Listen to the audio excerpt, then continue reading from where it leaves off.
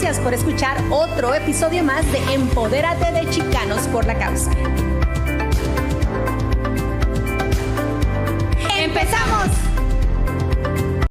Bienvenidos a otro episodio muy importante, Fátima. Para las personas que nos escuchan, quiero decirles que el día de hoy Fátima y yo estamos unidas por dos asientos en el mismo lugar. Es el primer episodio que Fátima y yo estamos listas para presentar juntas a nuestra siguiente invitada especial en Empodérate de Chicanos por la Causa. ¿Qué te ha parecido? Ese ya es el cuarto episodio. Yeah, it's my fourth episode, and I'm very excited to be here with you, Marissa. I feel like we're going to have a really great episode. Marissa Calderón, bienvenida. Gracias. A Empodérate. Qué felicidad estar aquí, sabiendo que es un momento, pues, de disfrutar para tu cuarta episodio con nosotros, ¿verdad? Yeah, I'm happy to be a part of it. Thank you. It's been amazing. So, Marissa es la directora asociada de Empoderamiento Familiar de Chicanos por la Causa. En otras palabras, The tongue twister right there. Sí. En otras palabras, si alguien representa los programas que típicamente pensamos cuando hablamos de Chicanos por la Causa y de organizaciones como la de nosotros, pensamos en los programas en los que tú estás a cargo, pensamos en las personas que están allí recibiendo a nuestros clientes y muchas veces en los momentos más complicados o cuando necesitan el mayor empuje antes de que necesiten el resto de los otros programas y servicios que es para apoyarlos en su camino a la resiliencia. Pero cuando llegan a ti, están en un momento crucial. Yo ni sé por qué estoy aquí. Ya pueden ver que María Jesús sabe de los programas. Gracias. ¿Para qué estoy yo aquí promocionando mis servicios? Con esa descripción es más de suficiente. La verdad que sí, tenemos los programas sea de bueno o malo. Yo pienso que es por una seña de que tenemos los programas cuando más se necesitan, cuando nos llega la comunidad, cuando tienen más necesidad. Están muchas veces en crisis, ¿verdad? Y en vez de, lo digo yo, no sé cómo decirlo en español, pero es un apoyo. We're really big at CPLC in giving the hand up, not a hand out. Yeah. Yeah. Antes de que lleguen a más situaciones críticas, los centros comunitarios o asistencia familiar, esos son los programas para ver cómo les podemos asesorar para poder ayudarlos. Antes de empezar a desglosar esos programas y cómo te hacen sentir a ti, cómo te vemos el día a día con nuestras familias, platícanos. Antes estamos platicando con Fátima la semana pasada. Le digo, ¿qué le vamos a preguntar a Marissa? Le digo yo, wow, eso es lo que yo sé de Marissa. Entonces, vamos a ver. I know. Yeah. Recuerdo muy bien que te miré una vez con una camiseta y que decía Mazatlán y tenía la monita y traías la diadema. Dije, ¡oh, ay, qué hermoso Mazatlán! Porque yo soy de Sinaloa. Entonces, cuando yo la miré a ti, me like, oh, mi estado de origen. Y le digo, qué padre ha sido. Entonces me dijiste, de allá soy. Ya tienes como 2 años trabajando. Y yo soy like, oh my God, we have that connection. Yes. So, platícame de dónde. Bueno, tengo una historia que no nada más es Mazatlán. Digo, mi familia es de Mazatlán y también en Durango. Siempre mi papá es de Durango. Okay. Tenemos a Verónica aquí que apoya a los durangueses. En mi niñez, sí nací en California, pero vivimos en México. Y también la mayoría de mi niñez también eran en Durango, en Gómez Palacio, en Mazatlán, ya de adolescente. Pero la mayoría de mi vida de adulto, ya de prepa, fue aquí, en los Estados Unidos. Y así fue, pero como cuando uno va a Mazatlán, cuando uno pasa tiempo en México, ¿verdad? Sí. Nosotros no hay más mexicano que el inmigrante que está en Estados Unidos.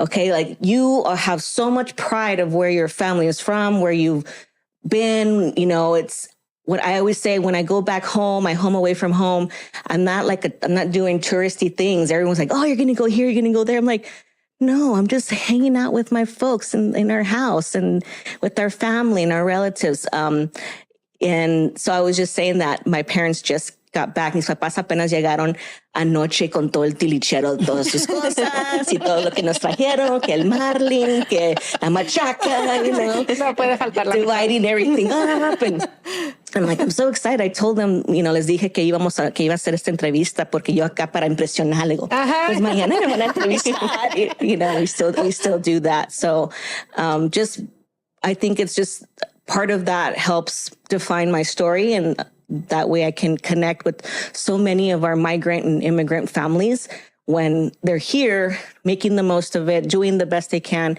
and they still, you know, they miss back home. Sí, they miss back home. ¿En qué parte viviste aquí? ¿En qué parte de Estados Unidos creciste? En Los Ángeles. So yo nací en Bellflower. Vivimos en Downey, en Bellflower. Tengo familia en Whittier. You know, por ahí en Los Ángeles, sí. Ahí luego nos movimos bastante porque mi papá tenía varios trabajos. Y luego otra vez nos regresamos a México y luego nos regresamos a Arizona. Fue mucho de back and forth. Right. Mm-hmm. Sorry. ¿Hay algún momento en el que tú, en ese que movías de un país a otro o de una ciudad a otro, que tengas un momento en particular que te definió? Yo nada más me acuerdo en mi niñez que tenía que aprender inglés. Mm-hmm. I went to school in Mexico to learn, and I had to learn English in Mexico. My mom was very big about, quiero que agarren bien el idioma para cuando nos regresemos otra vez, estén bien. We can assimilate. Mm-hmm. And that was a moment like, what do you mean assimilate? Like, I just want to be me. Like, what? You know? So I think we, like some of us in our generation, que somos that, there's that saying, ni de aquí ni de allá. Uh-huh. And a long time ago, I said, no, soy de aquí y de allá. Yes. So no more ni de aquí ni de allá. Soy de aquí y de allá. Just to own that I can be in both spaces, because growing up, I had such a hard time. That's why I said, no, I don't want to talk about me because there's just some stuff there. I don't want to talk about me. No, but I'm so glad that you're talking about it, because that's something that I resonate with. And especially as more people in the Latino community is growing in the U.S., we're from de aquí and de allá. Sí. So it's something that a lot of people resonate with. And not everyone, or not anyone, but like someone like you can share that. Yeah, I got tired of being defined. Mm-hmm. So I just, you know, I talk about with my friends or colleagues, like, we're going to create our own table. Like, I'm tired of waiting for a table for me. So we're going to create our own spaces and our own table, and we can be both. It's not and or, it's both. Mm-hmm. Es increíble cómo eso te libera. Yeah. Porque sientes una presión de que tienes que escoger o tienes que ser lo mejor en ambos lados. Mm-hmm. Right? Tienes que sentir que te estás asimilando o eres parte de la comunidad donde vives, pero también que cuando regresas a ver a tus primos, tu español y todo lo demás que vaya con eso, que sí, también que te continúen viendo como parte de ese lugar también. Sí. Entonces creo que a veces no pasamos por un proceso, ya sea con algún grupo que te comprenda, y sientes que eres la única que está pasando por eso, y que sientes presión de ambos lados, y que sientes que no perteneces a ningún lugar, hasta que de repente sales y dices, ¿sabes qué? It's my own table. Yes. I can be both. I can be Mexican y puedo ser estadounidense. Mm-hmm. y puedo amar. Me doy permiso de apoyar, de ser parte de y eso es lo padre de los dos lugares. Eso es lo padre. O sea, yo siempre digo, yo tengo mis papeles, documentos, yo tengo doble nacionalidad. We all, my family, we all have that. So what more do we need? You know, I think that's the great part, instead of seeing it as a deficiency. You know, ahora pues regreso a México y encantada de ver a mis parientes y ahí estoy yo la bilingüe.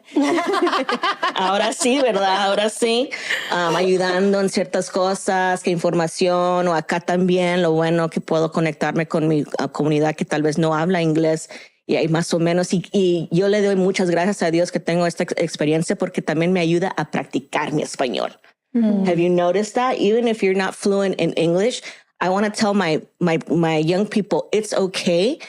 As long, you know Spanish because we all have certain Spanish words, just as long as you can kind of make the effort to listen and you make the effort to try to communicate. Because that's one of the things with my young people at work. They get nervous when they talk to families with the parents. I'm like, this is how we're going to practice. It's okay. There's no judgment here. I just don't want you to feel like just because you can't say that word correctly, I am not judging you. Trust me. I'm trying to learn Nahua. And I'm like, I'm struggling with it. So, I'm so glad you said that. Yeah, because, it's okay. It's okay. That is something I relate to so much because, like how we were talking about like fitting into the mold and making our own table. I speak bilingual where I love to like hear it and communicate with people, but I feel like deficient in my own Spanish. And so that's why I usually respond in English. Yeah. But I know that I got to give myself grace, and that is something that I'm working towards. And you're halfway there because you're understanding if at least a little bit of it to communicate. That's halfway there. Don't let it discourage you. I think we get very caught up in some of these antiquated norms of this, tienes que hablarlo así. Exacto. But, pues también yo no logro entender muchas frases que son muy académicos. Uh-huh. Yo no, claro, ¿qué dijo? Claro, sí. ¿Qué es eso? Pero es algo. Para mí yo lo veo así. Esa es mi opinión. Sí, yeah. Estoy de acuerdo. Y creo que Fátima no se da suficientemente crédito porque creo que si algo, aparte de otras muchas cosas, nos conecta a las tres, es que de alguna manera las tres hemos sido traductoras, sí. hemos sido consejeras, especially as first generation. Yes. Nurses at home. Mm-hmm. Mm-hmm. As first generation, we get to do all of that. And I say we get because that is really what got us where we are right now. I filled out all the documentation for my mom. She was like, what does this say? And I was like, well, this says like, it's like for free lunch at school. And she's like, oh, okay, sign for me. And I'm like, okay. So yeah, honestly, I did all the signatures for my mom. If you ever want to relive that experience, come to the community center because we're still doing that. Exacto. I still have las abuelitas o las tías que vienen al centro comunitario y que nos traen su correo y que no lo entienden. They don't understand their mail, and there's been this joke that my colleague Luis had says, like, sometimes the mail is to open up a credit card account. And he's like, no quiere abrirla, señor. No, sí lo quiero. And it's this elderly woman like, sí, yo quiero firmar. I'm like, no, señora, no está bien. We have, when he was telling us that incident or, with an elderly community member, but we still have that. And we're happy to do it. Like, I think in my younger years, I would complain. But I am so thankful for those experiences because now I'm like, oh my gosh, I'm so glad I get it. It's all coming around. And I hope that people that are listening or watching, that they understand that it'll make sense. Be patient. It'll make sense. Yes, eventually you'll get there. Antes de llegar a CPLC, eras maestra también. I was an early childhood educator, contracted. I did contract work with the Department of Education. Mm-hmm. So I trained early childhood teachers around the state, kindergarten through third grade. Si le escuchan la voz de maestra, muy lenta, con mucha paciencia, explica. Social worker heart. Yes. And so I did that for, I think, over 3 years. Phenomenal experience where I got to play in the classroom. I got to connect with young people, not just within the kindergarten through third grade, but we would do projects, how we would show the teachers how to do projects with the seniors in high school and the kindergartners. And I had a joke about, because kindergartners was like my favorite age time, that grade, because they're so curious at that time. And I would say when I worked with my teens, it's like they're tall kindergartners. They're just taller kindergartners, just a lot of the social and emotional things that our teens are experiencing at that time is the same, very much so, for my young kiddos. It's just, I feel like the kindergartners are more verbal. They'll tell you versus the older kids are more closed and introverted sometimes with their feelings. So that I always say, like, that work really, really helped set me up for the work I do today. Now I work with a lot of high school students, and I'm going to tell you, I was very scared. Me daba mucho miedo con los adolescentes porque yo era lo peor. Okay, yo lo admito. Yo era una adolescente bien sangrona, tenía muchos problemas, and it was the whole, I didn't know me. I was sad mad. So I couldn't fit in, that whole part where I'm here. I'm like one of the only 5 Mexican kids. Everyone's white. And I'm trying to see who's my people, right? Where are my people at? Well, my mom doesn't want me hanging out with these people, and then these people menos. And so it was really hard for me during that time. So when I got to this place of now I'm going to be doing more work with teens, I'm like, oh, I don't know. Teens are hard. They're mean. They're mean. I was mean. I know, and it's just, es muy interesante que me dice, mira, ya ves, y ahora ya, how it turns. And I'm just really grateful for that experience, because we have the saying in my field in early childhood where we say, be the adult you needed when you were a child. Absolutely. Be the adult you needed when you were a child. Yes. And that's what I think about. I'm like, you guys, remember, are we being the adult that we need to think about it? Look, is this, these behaviors are connection seeking behaviors. And we just use that, a lot of that language as a What parent. type of language is that? Like, when you think about treating them as how you wanted to be treated, like in what ways do you mean that?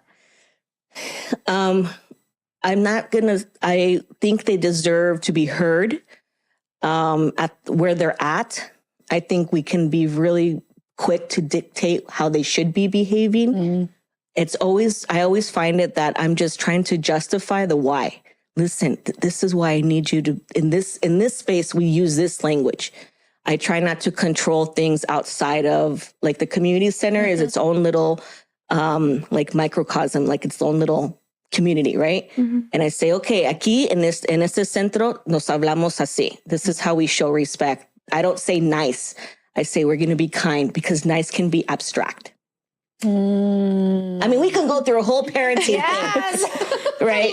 But because that's the early childhood piece of me. Like, a lot of those concepts we use with my team, with high schoolers, with young college kids, of our emotional intelligence. I can't always fill your emotional bucket. At some point, it's got to come from you. Tú tienes que tener las ganas. Yo no te puedo empujar. Tú, at some point, tú tienes que tener esas ganas of doing this, of accomplishing this. And I think it's just trying to let them know it's okay if and I don't want to say fail, but I just say, it's okay if you mess up. We just try again. Because I think there's a lot to learn from those mess ups. Sometimes I don't like saying failure, because those are gifts. Those are gifts. Like, oh, I messed this up. Okay, let's do it again. I used to have a mentor that would say, when we would do art and it would get super messy, she's like, it's not a mess. It's creative chaos or something. She would just change it for me. I'm like, okay, because I'm very neat in my stuff, in the way I do my work. And I had to learn to just let it go, let it flow. Really let the kids guide you. We're very much youth driven, community driven. Maria Jesus would know, like, we work really hard in being in the barrio and talking to people. I think that's something that kind of got lost with the pandemic. It's very easy to be a laptop warrior. Yep. very easy to be a laptop warrior. But when you have to face that person in front of you, hey, that's a whole different interaction. And we have to learn that piece still.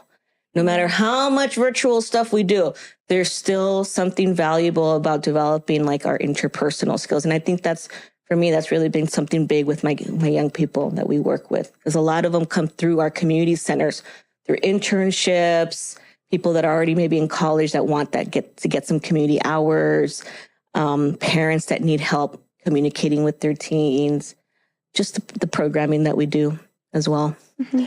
How is your approach different with the generation? I'm like, te escucho hablar que le ayudan a la abuelita o la señora sobre su tarjeta de crédito. Then you have to talk to the Amanecer youth and make sure they're engaged. Span is so Tienes a different. first, second generation, unos monolinguals, other no. So, and even within your staff, right? Yeah. Or young people. I'm really glad that, and it was very intentional that we have a team that is representative of the communities that we serve. So we serve a lot of Latino identified communities, but I have my Afro Latinos, I have my Black community on there. We have our seniors and our Gen Zs, right? Mm-hmm. For my younger ones, I'm very much about learning from them, because that's the only way. And then going from there, if they're open to it, depending on the young person, I always approach it, and I say a lot of times my script is, can I show you why? Can I tell you? Can I show you why I think this? Can you give me a minute? I always with that permission from them, so that it's not as something that I'm just coming down and hammering down. This is why, because it's my role. And I think that shows like how you said, like treating each other with respect, and that like different generations can learn from each other, whether you're older or younger. You can each learn from each other because each one has like different perspectives about how each of them were born or raised. And then I love that you really like teach on communication, like the power of communication and treating people or kids how, you would have wanted to be treated as a kid. Yeah. Because I feel like communication is a very big, important skill. And it's a soft skill that sometimes can be overlooked. Mm-hmm. But it is very important, because now growing up, my mom and my dad were always like working. First generation, they were working like 40, 60 hours a week. And so I didn't have as much communication as I could have with having parents being at home more. And I think now I'm learning that communication is a big part in friendships and just relationships in general, professional and personal. So I love that you do that for your kids. So that's a 21st century skill. Mm-hmm. The soft skills. Part of my past work I used to be an edupreneur, I call myself, because I used to have a little side hustle. And I got to work with some amazing programs at ASU, actually, through their small business, like incubators. My husband's connected with ASU, their research arm. And I was able to connect with some of these amazing young people. And through those like tech talks that I would be a part of and I would participate in, as far as like to learn, siempre in the angle of learning, because I always wanted to know, how do I prepare kids? I need to know what's happening for the future, what's in the future, so I can teach my teachers, hey, this is coming up. We need to learn these type of skills, or we need to teach these skills to our kindergartners, so forth. And the soft skills were huge. I remember somebody from Google, I remember hearing, like, you can be amazing at your job, okay? You are hitting the numbers and goals and all of the things. But if you can't get along with others, forget it. You're not gonna last there. If we can't learn how to collaborate, even if we don't like each other, I would say, we don't have to like each other. We don't all have to be BFFs. And that's, we don't all have to be BFFs. And we could just be Fs. And I don't Ortiz, team members. And I'm not for like fake kumbaya stuff. I'm like, I get it, but we need to learn how to get along, because for jobs, we have the mission. As long as it all goes back to the mission, the values, right, of that endpoint, we're serving the same community. And I feel like with the soft skills, that's a big part. That's my thing. Okay, I know you don't like them, and I know she looked at you a certain way or whatever, but we got to get through this.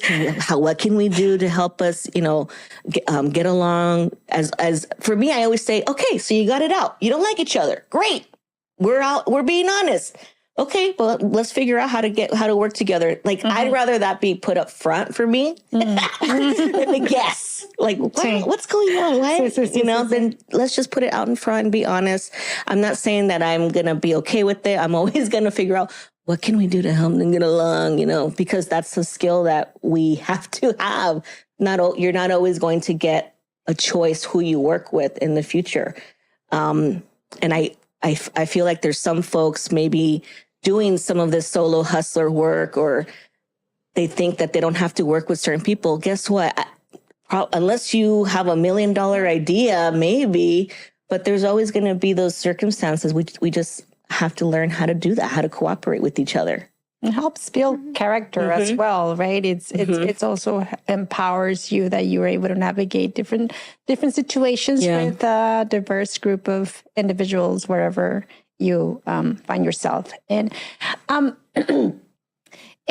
25 years in this area plus. We were talking. She started when she was 5.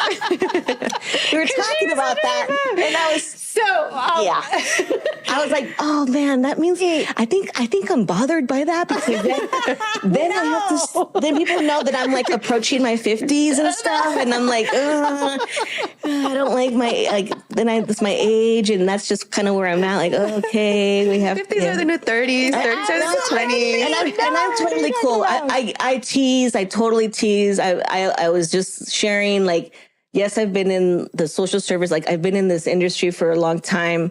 I started in social services and education because in my high school, my senior year, I got in trouble and I had to do community service hours.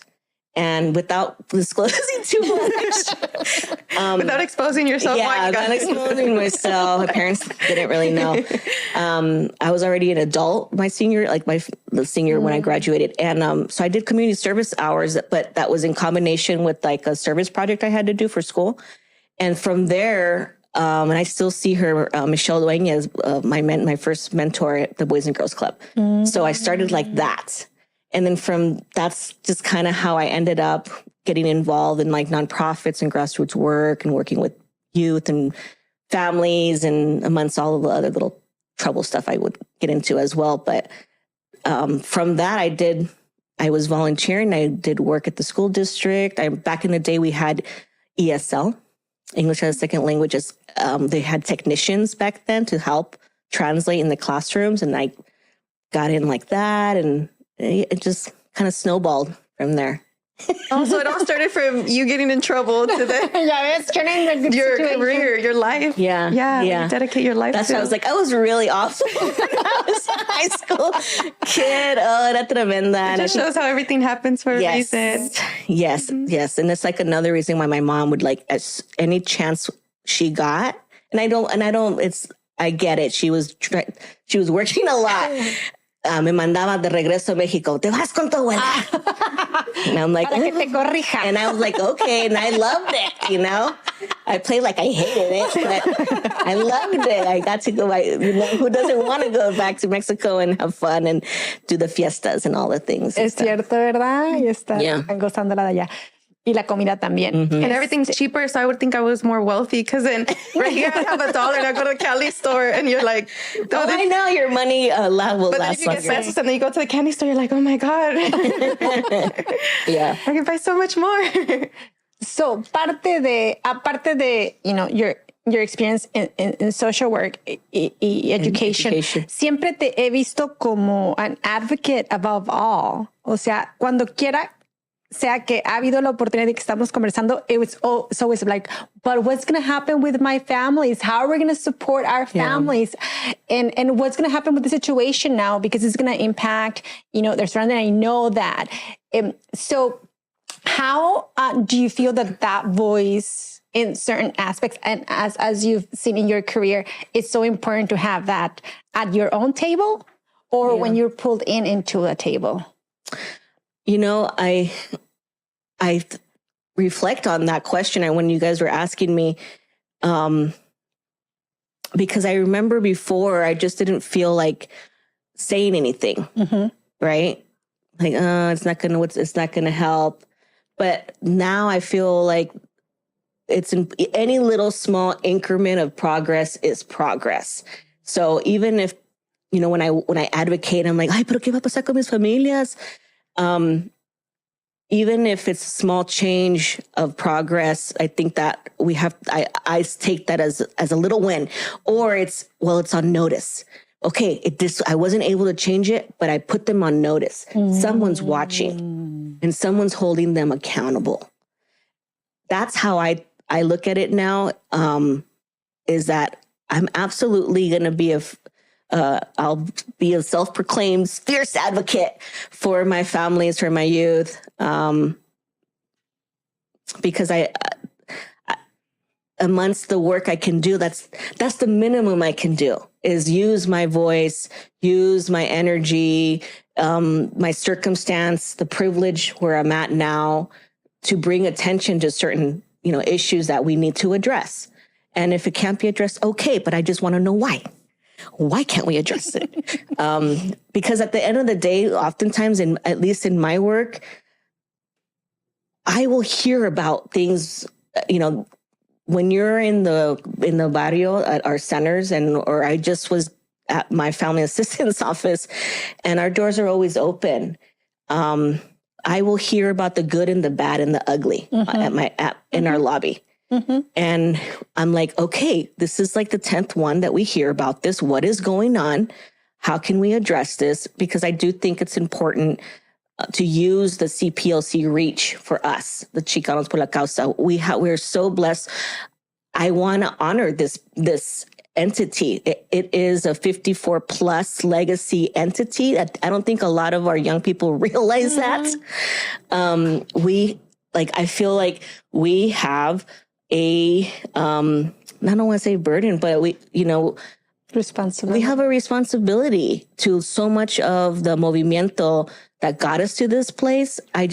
For me, I'm just like, no, I need to make sure we advocate for this, because I just feel it's a slap in the face to the movement if we don't say anything.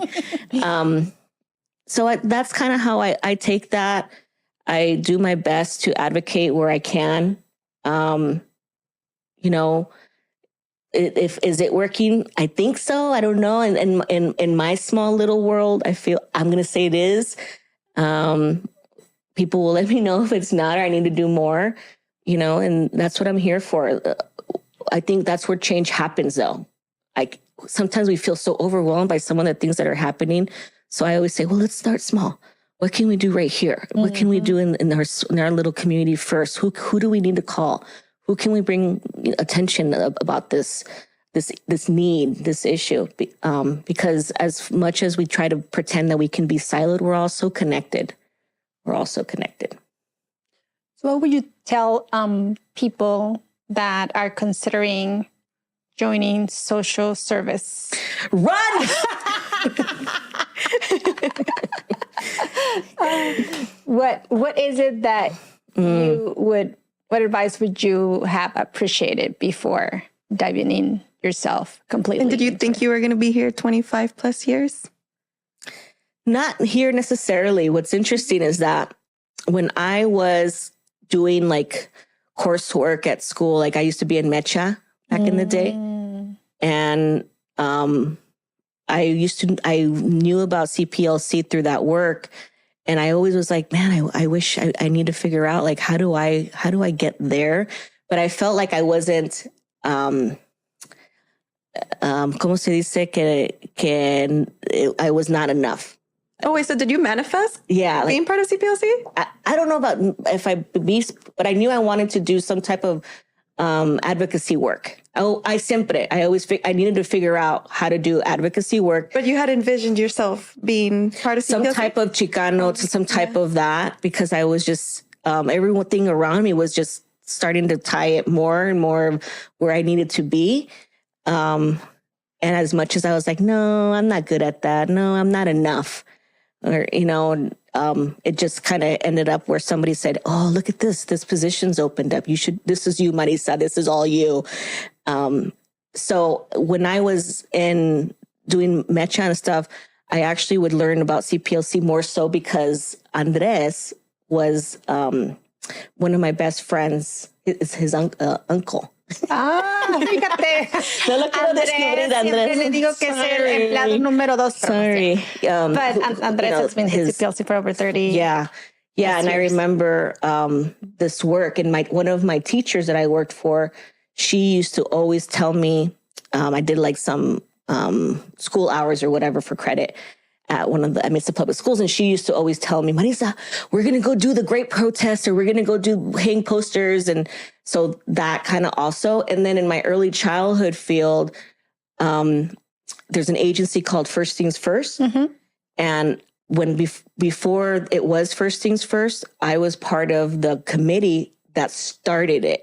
Oh, wow. But I saw that you won an award in 2016. Yes. Yeah. So, but that was after. So like, I remember protesting. I was always protesting and picketing for something of, immigrant rights, SB 1070. I style with my white shirt and everything all the way around the Capitol, and I remember with First Things First, there was a tobacco tax. And I remember yelling at some bureaucrat, and I almost got arrested because they didn't want to pass that bill. We were all at the Capitol, all these early childhood teachers. And I remember I had my little girl, my oldest at the time, Salma, I believe, and I think you would bring her to the rallies. Oh yes, she has to learn.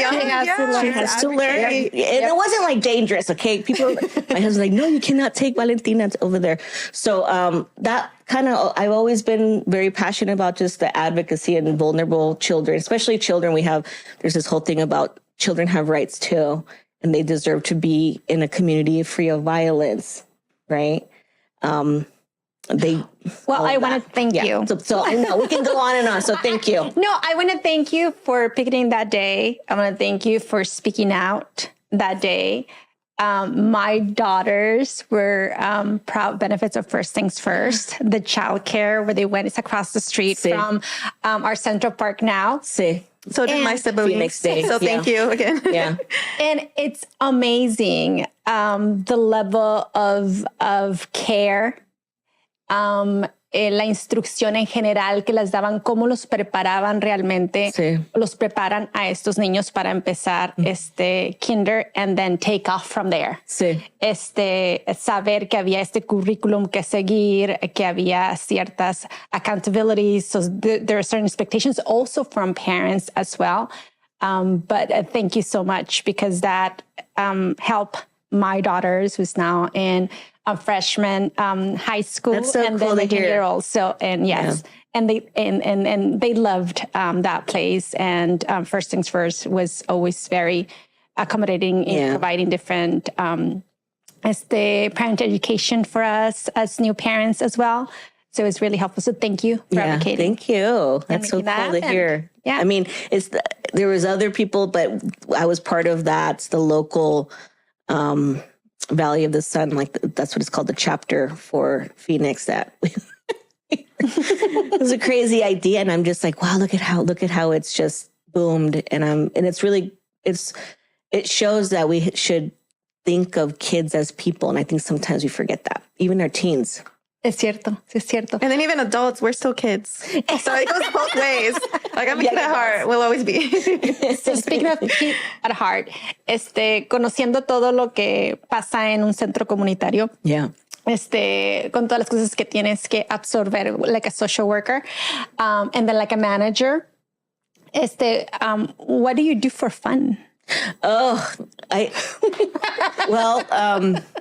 think I've made it a point to incorporate the fun within my work. Right. Within this work. And I can't do this work unless it's fun. Because we do such serious stuff. It's very heavy at the end of the day. I just came from one of our locations, and I'm hearing these stories, and it's tough. And so we make sure for me, I try to take that mental health day every month, at least, to disconnect. I love my walks. I'm always down for happy hour. Happy hour, anybody let me know.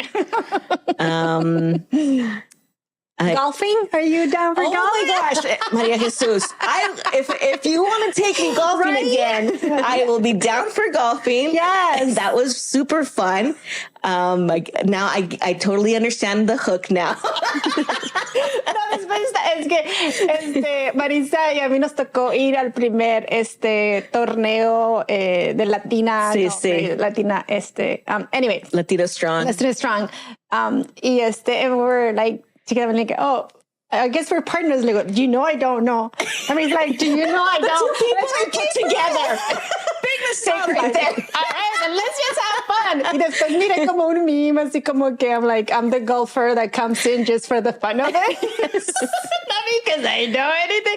And we were pretty good. I know, right? Who would have thought? Who would have thought? I'm not gonna listen. Everybody saw it. I was like, did you all see that? I totally hit it over there. Like, it was super fun. So golfing, I would definitely do that again. I like doing the book clubs. I participate in like the Brown Book Club. I don't know if you heard of it on Facebook, just to kind of learn and support local BIPOC authors. You know, awesome. I can't do the paper one, but I read from my tablet. Oh, I'm an audiobook person. Yeah. Oh, okay. Or audiobook too. You know, just a little bit of that. And I really enjoy listening to podcasts as well. If I can get my learning on somewhere when I'm in my walks, for fun. But I think I need more fun. We were talking about this before, where now I feel like, okay, this is the self-care era. This is the self-care era, you know, and stepping more into that, because I honestly really like going to work. I like being with my team. Thankfully, we all get along. Like, you know, I think it helps ground me oftentimes when I'm just hanging out with the kids, we're coloring or playing basketball. You know, this is kind of the most stressed up I usually get, because I know me and I know I'm very hands-on when I'm at my community centers. You know, we're making sandwiches, we're bagging produce. One of the things that I really am intentional, just being available for families also once a week at least, to get that FaceTime that they need. And it's not to say that they're not getting their needs met by my staff, but, you know, just hearing about their small celebrations. I love that. I'm like, oh, qué padre. ¿A poco, you know, this and that. Ay, qué bueno, señora. Qué padre que puso eso, que logró eso. So those are kind of the small moments of joy. Like, give me the small moments of joy for sure. Yeah. You have to be there to appreciate them, right? Yeah. Be present and say, porque a veces que se nos pasan esos momentos and we're like, wait, that happened. I need to celebrate it. Yes. And it's a constant learning about speaking with and considering your soft skills, and then mental health playing a role and making sure that you are taking in all those great moments that make your life so beautiful. Y ahora se dan cuenta porque es que tenemos casi un año queriendo to get Marissa. So she finally, this is the season where Fatima and Mayra and Veronica are making things happen. They go, we've been wanting, tenemos esta vez a muchos de los que le hemos estado pidiendo por mucho tiempo, but she made it. See why she's an award-winning podcaster. Thank you so much, Marissa, for making the time to share this moment with us. Thank you, of course. You guys finally got me here. Logrado. Okay. Superado. Superado. Bueno, muchísimas gracias. And we'll see you hopefully next time. Yes. Soon. See you guys Again. around the barrio. Ándale, pues. Nos vemos. Esto ha sido todo en Empodérate de Chicanos por la Causa. Hasta la próxima.